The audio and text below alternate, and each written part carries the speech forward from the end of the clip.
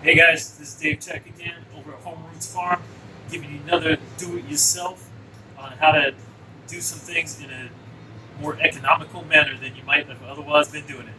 So today I'm going to talk about these germinating tables that I put together. They're capable of holding 9 trays. Go ahead and show the finished product with some seeds germinating in it right now. So that's what it looks like when it's done, and when the awesome Victoria has planted seeds and they're growing within the little things there. So, like I said, the key point of this project was to put something like this together for a better economic value than what you get otherwise. I looked up some pricing on some things. There were these trays that were the same size as one of these trays, and just a little heating pad, and you could put it under one of them. And that thing, the prices on those ranged between, let's say, $12 up to like $18 for individual one. So I put together enough capability to have 9 trays on this one, 9 trays on that one. Total cost of my project was about $95. Total cost for each one of those, if we assume it was only $12 each because you got some crazy good deal, that was $216. So at least you save half the money. And you get the awesome experience of getting to do cool things the way I do them. So that's even better. That's probably worth $100 by itself. So, all right. So I'll go ahead and talk to you a little bit about the pricing of the various parts of this thing. So as you can see, it's got this OSB board on top. You can get that at Lowe's, Home Depot, whatever, things like that. Go ahead and go in there, get one piece, get it cut in half before you take it home, because it's easier for me that way because they got this crazy nice saw there. So they just cut it in half, bring it home, then you got 2 pieces that are actually get it cut more than in half because you only want it 24 inches wide. So get it cut to 24 inch, a couple of pieces, 24 inches wide. Then when you get the other pieces that you need, they're going to be these 1x2s. You can see the end of it right here. So you're going to need at least 4 of those, and I had some scraps around, so 4 of those. Those cost like roughly $2 each. The boards here, for the full board, you're going to be able to get, you could make 4 of these tables out of this, but I only made 2 because I only needed 2. So that board cost about $15. And then all the screws and staples and everything like that, I would say it was $2. Okay, it was probably less, but let's say it's $2. And then the other part that was fairly expensive was the insulation piece. That was $22 for enough to do the 2 trays. All right. So the process: get all the parts, get these things cut at Home Depot. If you don't feel like cutting it yourself, it's way easier to just have them cut it to the right width. Figure out the sizing that you want. I decided 9 trays per was a good. Okay, so I decided to make it 99 inches long so I could accommodate 9 trays per. It happens that the board 96 inches long by default, so I had to add in this extra little 3-inch piece right here. A little 3-inch piece. And yeah, the joints don't look that great, but hey, it's in the greenhouse. It's a germinating table, all right? So I went ahead and painted this because it makes it a lot more water resistant. I just have to have some white paint hanging around. Boom, white paint. There you go. Makes it more water resistant. OSB is kind of a bad thing to get a whole bunch of water on. You're not going to get that much on it with the seedlings, but it's better to have it a little waterproof than that. So get all the parts. Make sure you got everything. The other critical part, I forgot to mention that. Hey, one of the more expensive pieces. And I forgot to mention it in the parts list. The de-icing wire. So here's the end of it. I'm going to show you more of it in a couple minutes here.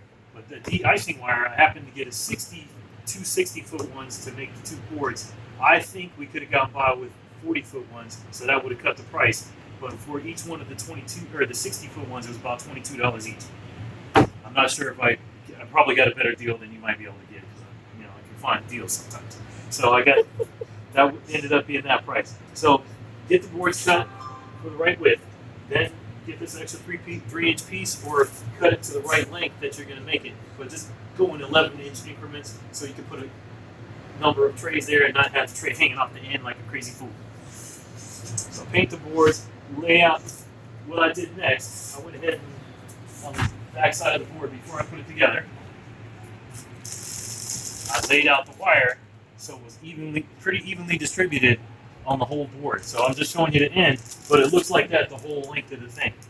So that when these things heat up, they're going to put the heat into the board, and it's going to distribute. The board is going to help it distribute evenly, so it goes throughout the whole width of this plant thing. That'll be on the other side of it, but it'll go evenly throughout the whole width of the plant container. So once you get that thing laid out approximately where you want it, maybe you could tape it down or whatever if you need to. But I just went ahead and stapled it down like this. Just be very careful in this stapling piece because you don't want to staple right into the wire. You might short circuit things. You might do a bunch of bad stuff. Don't do that. Be careful. Staple in a way that the staple goes over the edges and not into the wire. And make sure you have the end of the wire to plug in hanging out from the end of the board. So next step I took, I got the insulation there right now, but that's just to show you in the future. So I went ahead, had the 1x2s the right length, and I screwed all those in so you can see all the little screws along the edge right here. Just use 1-inch screws. This is 5/8 OSB and a regular 1x2. So a 1-inch screw is the appropriate length to go through that and hold on to the 1x2 in the correct way. So let's go back underneath the thing. All right, so we see that, boom, insulation is in, the boards are attached. And you can find that the insulation piece that I bought happened to be 48 inches wide. So it corresponds to, hey, look, it was right there. Oh, look, the other piece was right there. But not quite enough to fit in the middle because I was crazy and I went 99 inches instead of 96. So I had to cut a little extra strip to go down the middle. So once you get the boards installed, cut your insulation. It's not very critical to hold the insulation on exactly in place, but it does help to keep it against there so that almost all the heat goes up into the board and then into the plants instead of going down into the table or whatever you're supporting it with. And one of the things we wanted to show you was, hey, here's what the temperature looks like inside of there right now.